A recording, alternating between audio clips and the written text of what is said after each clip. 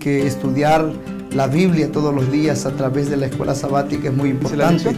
En Jeremías 2:13, abandonaron a Dios. En esta escuela sabática, ese es un momento muy especial. Vino su ira y ¿qué hizo? Fue destruir.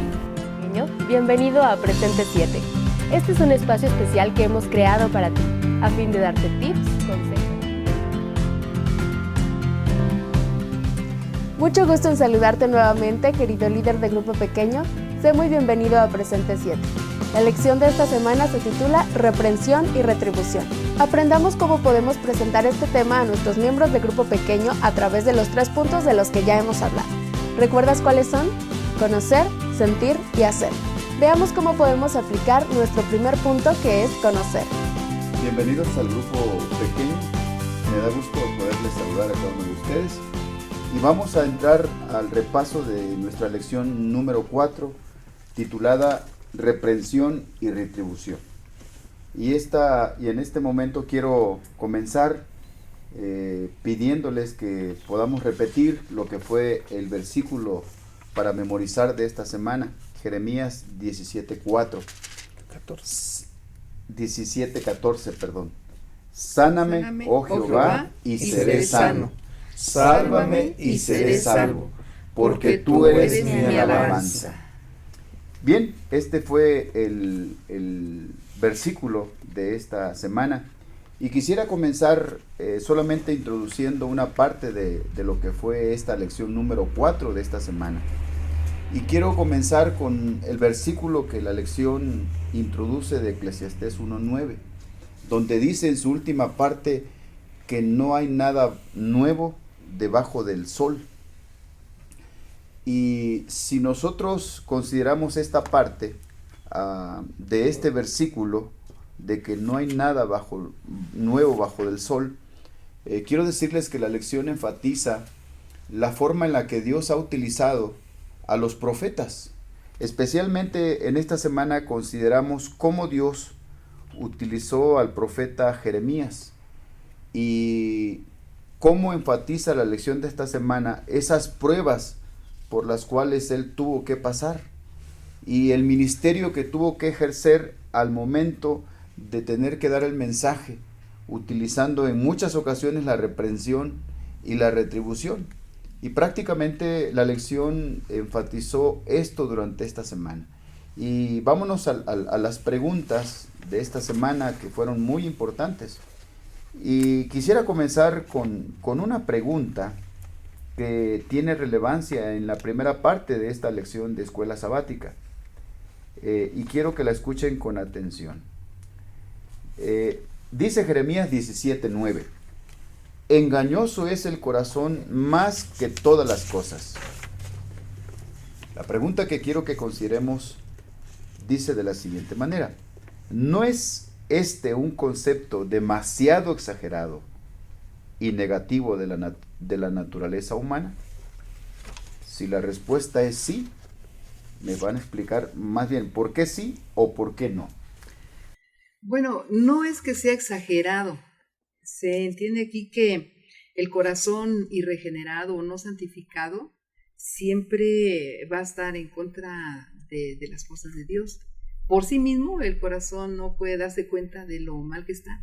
Como se decía en algún momento de la lección, que el pecado ha sido tan fuertemente cincelado en nuestro corazón, marcado, que va a ser difícil darnos cuenta de que realmente lo tenemos allí. Y solamente la manera como podemos ver esto o darnos cuenta es cuando miramos a Jesús. Mirando a Jesús, viendo su carácter, viendo su vida, nos vamos a dar cuenta al ponernos en comparación con Él, de cuánto nos falta a nosotros. Ahí nos damos cuenta que realmente el corazón es engañoso. Y aquí yo quisiera que en la Biblia vemos cuán perverso es el corazón. Y el ejemplo claro está ahí de una vida del rey Manasés, en donde él dice que edificó altares para todo el ejército del cielo en los 2 atrios de la casa del Señor, y que pasó a su hijo por el fuego. y se dio a observar los tiempos, fue agorero e instituyó médiums y espiritistas y multiplicó lo malo ante los ojos del Señor para provocar su enojo. Ahí vemos cuán irregenerado era el corazón de este rey. Y pues no es que sea algo exagerado, realmente el corazón humano sí es engañoso. Bueno, muy bien.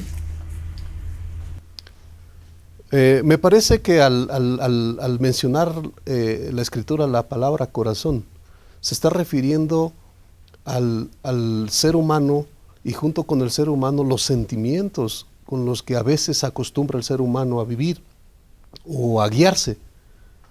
La forma en que el ser humano se deja guiar por los sentimientos del corazón, realmente eso es lo que la palabra de Dios está diciendo que es engañoso, porque nos dejamos guiar.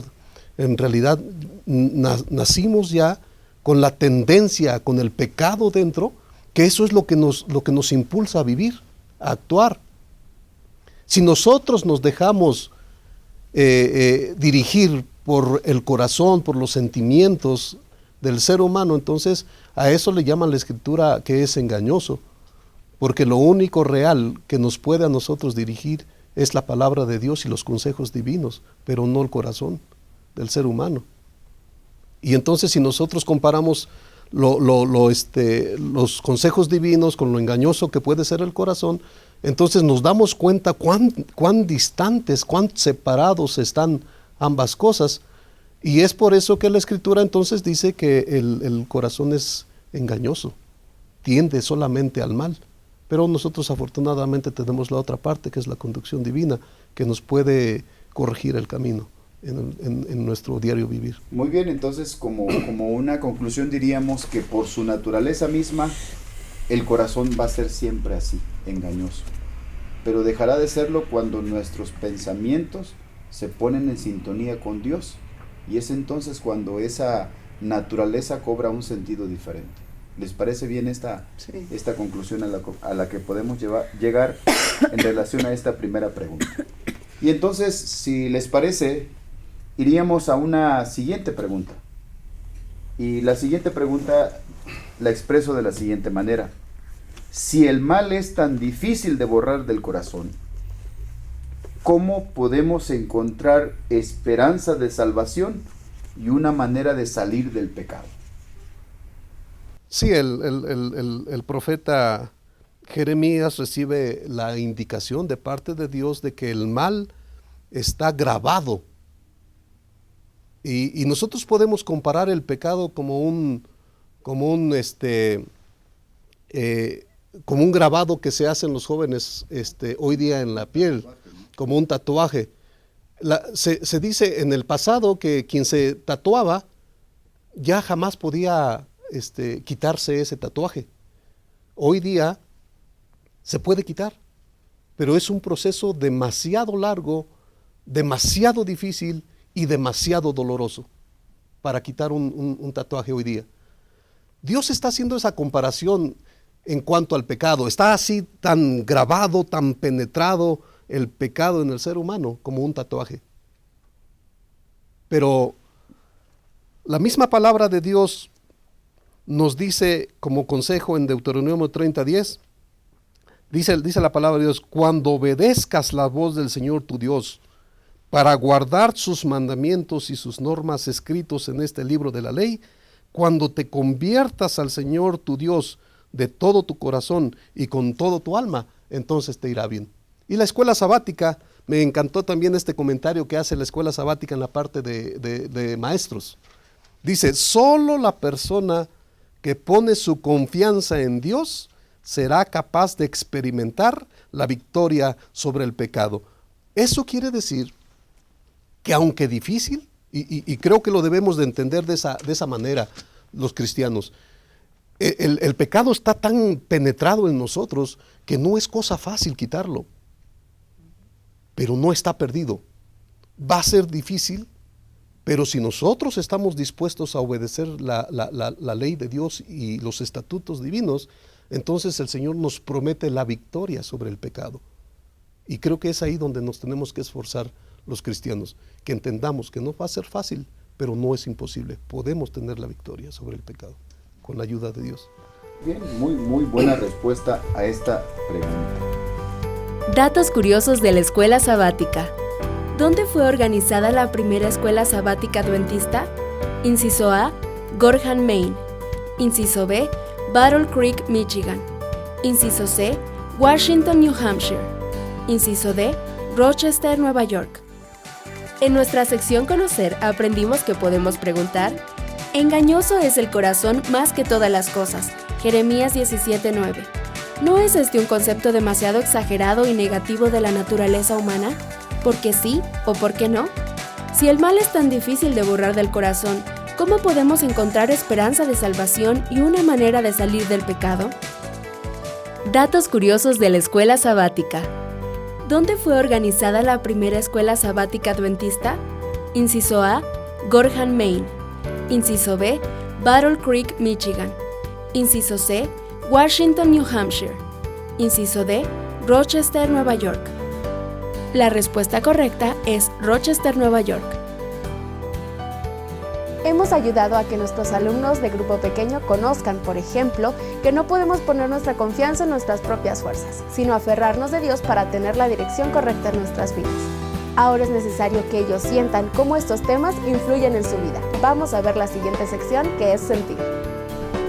Bueno, en esta parte ahora nos toca analizar cómo el profeta Jeremías llega a exponer su parte humana y cómo anhelaba él que en su momento los que le hicieron mal, él anhelaba que llegaran a ser castigados de parte de Dios. Y en base a este punto, yo tengo dos preguntas que compartir con ustedes. La primera pregunta sería: ¿de qué forma reaccionas cuando la gente que está cerca de ti te chasquea o peor aún, te rechaza y te engaña por causa de tu fidelidad a Dios? Bueno, humanamente reaccionamos como que cortando, ¿no? Poniendo una barrera, alejándonos de esas personas, que eso no es lo correcto. Lo correcto sería invitarlas a estudiar, a ver de qué manera vive uno tranquilo, feliz, en armonía, en la compañía de Dios. Vivir con Él, trabajar con Él, en todo momento tenerlo presente a Él y compartirle nuestros triunfos y nuestros tragos amargos. Que Él siempre va a estar con nosotros y siempre es con nosotros. A lo mejor ellos, porque no lo conocen, lo agarran de burla, de chanza.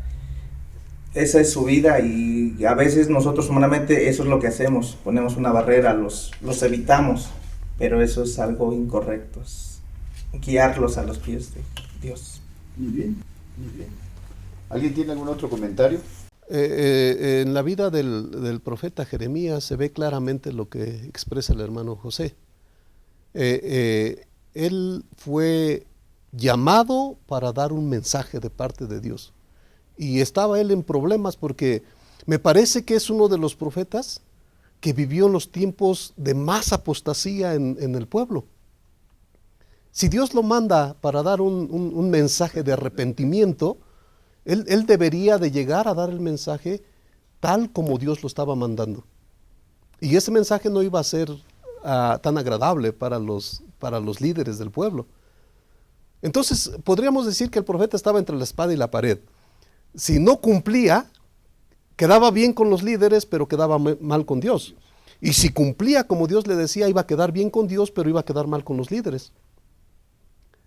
¿Cuál fue el resultado de su intervención como profeta? El rechazo, la opresión, lo persiguieron, lo maltrataron. Él pudo haber puesto una barrera y haber dicho, ¿sabes qué? Yo con estos ya no me meto, y se acabó. Pero no lo hizo así. Él fue y cumplió. No dejó de cumplir, inclusive se puso a orar por el pueblo, hasta que Dios viene y le dice, ¿sabes que ya no ores por este pueblo? ¿Verdad? Pero creo que ese es el motivo, ¿no? Ese es el concepto principal de la lección de escuela sabática de este día, es que nosotros tenemos que ganar a la gente, aunque nos maltraten, aunque nos señalen, aunque nos acosen. Nosotros tenemos que seguir siempre luchando para llevarlos a los pies de Jesucristo. Y en la lección se enfatiza, hermanos, que Jeremías confiaba en Dios. pero en su parte humana él no entendía por qué esa indiferencia, por qué ese rechazo. Así que el consejo práctico aquí, en esta parte, es esa. Como lo hizo Jeremías, nosotros también tenemos que confiar en Dios, aunque humanamente a veces no sepamos por qué de esos resultados, como indiferencia, como rechazo. Yo creo que ese es el punto que la lección nos quiere enfatizar en este día. Y tengo otra pregunta más. ¿Les parece bien? Vamos a analizarla. Dice, ¿de qué modo reaccionó Dios cuando Jeremías expresó su desánimo espiritual? Y una más, ¿por qué debemos llevar a Dios nuestras luchas de fe? ¿Quién quiere participar? Aquí Yasmín. Dios alienta a Jeremías a seguir adelante, a pesar de que pues todo parecía que estuviera en contra de él, pues Dios no tarda su promesa, ¿no? Y muchas veces Dios permite que los rectos también pasen por pruebas y dificultades, porque Él tiene un propósito específico para nosotros principalmente, y para que a través de nuestro ejemplo nosotros podamos ser ese como que ese claro testimonio de que Dios está con nosotros y que la fe y la santidad son realidades. Creo que Dios está ahí en todo momento, y como Dios nunca tarda en su promesa, Él lo alentó a seguir adelante. ¿Algún otro comentario que quieran hacer a esta pregunta? Yo creo que Dios en su infinita sabiduría llegó a entender ese desánimo espiritual. Y yo creo que la lección que aquí nosotros podemos entender o comprender es que si en algún momento a nosotros nos pasa por igual, entender que Dios nos comprende porque somos seres humanos, pero siempre llegar a ese punto de no perder la confianza en Dios, porque finalmente todo lo que hacemos, lo hacemos por Él y para Él. Y si lo hacemos por Él y para Él, finalmente en esa tristeza o en ese desánimo espiritual, tener la certeza de que creo que es donde Dios se va a manifestar de una manera milagrosa para restaurarnos en esa situación en la que en algún momento podemos pasar. Sí, solamente comentar rapidito el hecho de que Dios nos entiende. Él nos formó, Él nos creó y Él mejor que nadie nos conoce. Nosotros tendemos a desanimarnos. Dios nos entiende, pero no nos deja desanimados. Eso es lo bonito de parte de Dios, porque entendió que Jeremías estaba desanimado por la reacción del pueblo, pero no lo dejó así. Dios lo levantó, Dios lo fortalecía en los momentos débiles y nuevamente venía a seguir predicando, a seguir profetizando. Y creo que es lo que debemos de hacer nosotros. Dios nos entiende, pero no nos deja allí. Si nosotros vamos a actuar mal, el Señor no nos permite que actuemos mal, sino más bien nos endereza y nos dice, tienes que seguir luchando por esa alma para llevarla a los pies de Jesucristo. Perdón, también podría decirse que Dios sabía cómo iban a tratar a Jeremías, sabía y conocía al pueblo. Como se acaba de mencionar, alentó a Jeremías también, pero también es una forma de que pasar por el fuego, ¿no? Por el crisol, nosotros, porque a veces uno piensa que lo que va a decir o va a hacer, la gente lo va a aceptar inmediatamente. Pero ese es para que nosotros también perseveremos y veamos. Yo me acuerdo de una persona que decía que estuvo orando por un vecino por mucho tiempo. Y esa oración que hacía por ese vecino, a ella la inducía a buscar más a Dios, a decir, Señor, ¿en qué estoy fallando? Ayúdame en esto, ayúdame en lo otro, o cambia mi carácter, o ayúdame a hacer así. Era más bien, sin darse cuenta, ella estaba orando por ese vecino, pero estaba también poniéndose en las manos de Dios para que Dios fuera cambiando también su corazón. Pues gracias por estos comentarios a esta parte de la lección. En nuestra sección Sentir, aprendimos que podemos preguntar: ¿de qué forma reaccionas cuando la gente que está cerca de ti te chasquea o peor aún, te rechaza y te engaña por causa de tu fidelidad a Dios? ¿De qué modo reaccionó Dios cuando Jeremías expresó su desánimo espiritual? ¿Por qué debemos llevar a Dios nuestras luchas de fe? Tips para el repaso de escuela sabática. Al igual que Jesús, enseña por medio de ilustraciones y experiencias simples. Recuerda, las mejores aplicaciones son las que están centradas en el cotidiano vivir. Realiza una aplicación personal de cada tópico a la vida y experiencias diarias de los miembros. Usa un lenguaje que todos puedan entender. Deja en casa los términos difíciles. Incentiva las respuestas con base en un escrito está. Usa la Biblia.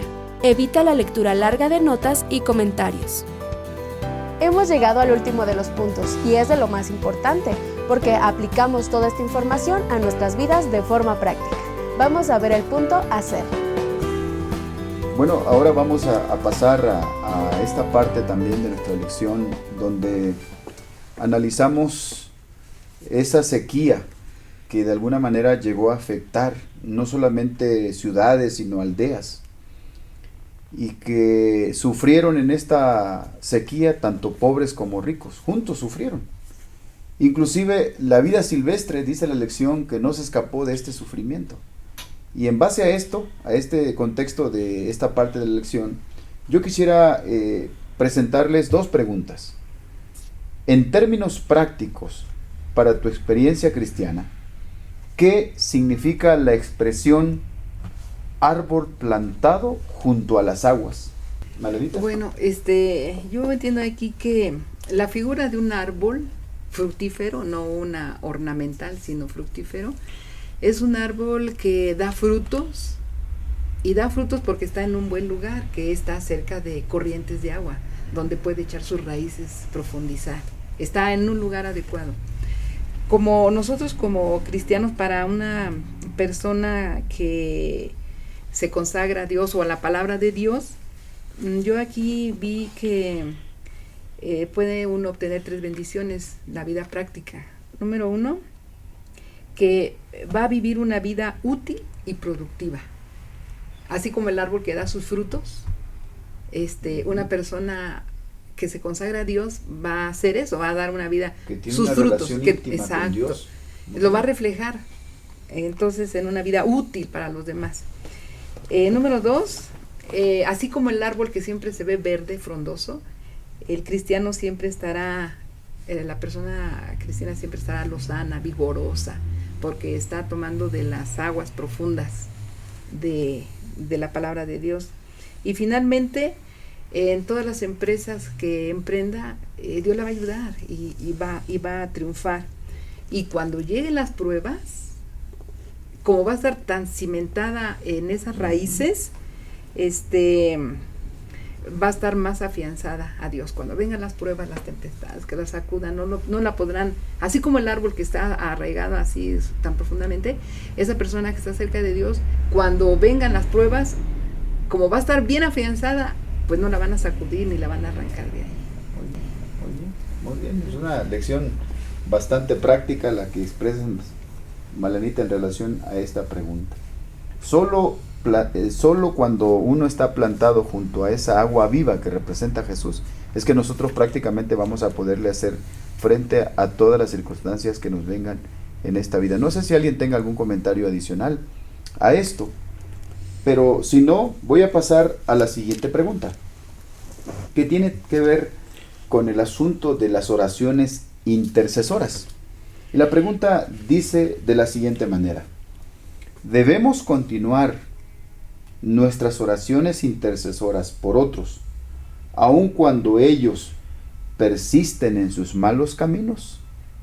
Me gustaría que me explicaran la respuesta a esta pregunta. Quisiera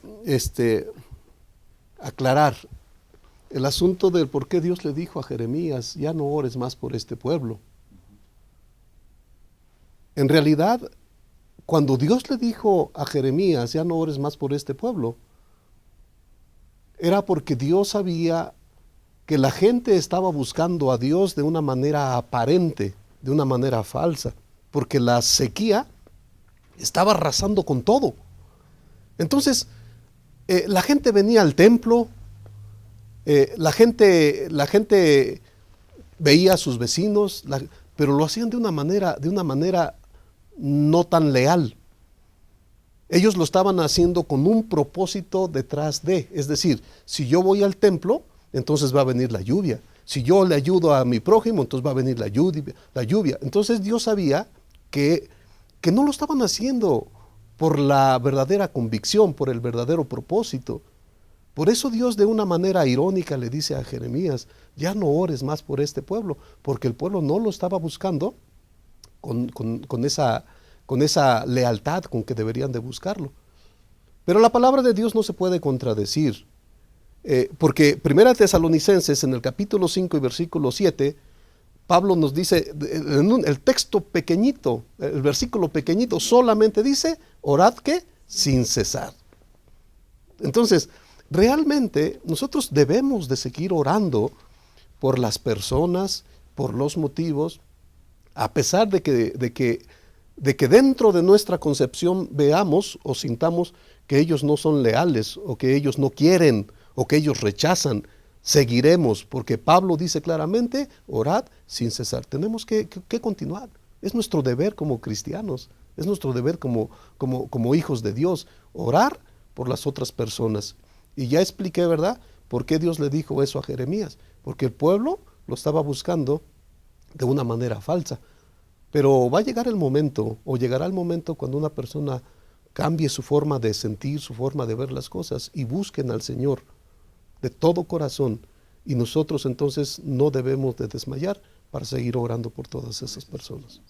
Gracias. La lección enfatiza esto precisamente, que lo que se acaba de expresar, la gente oraba, asistía al templo solo por el elemento que les hacía falta, como era el agua, pero no porque realmente anhelaban tener un encuentro con Dios. Y eso era lo que quería enseñar Dios a través de esta sequía que en algún momento permitió que se diera en estos lugares. En la sección Hacer, aprendimos que podemos preguntar, en términos prácticos para tu experiencia cristiana, ¿qué significa la expresión árbol plantado junto a las aguas? ¿Debemos continuar nuestras oraciones intercesoras por otros, aun cuando ellos persisten en sus malos caminos? Llegamos al final de este programa, deseosos de que este material pueda ayudarte en tu crecimiento espiritual y también en el de tu grupo pequeño. Nos vemos la siguiente semana, pero no olvides que el sábado debes contestar Presente 7. Que estudiar la Biblia todos los días a través de la escuela sabática es muy importante. En Jeremías 2:13, abandonaron a Dios. En esta escuela sabática, ese es un momento muy especial. Vino su ira y ¿qué hizo? Fue destruir. Bienvenido a Presente 7. Este es un espacio especial que hemos creado para ti, a fin de darte tips, consejos.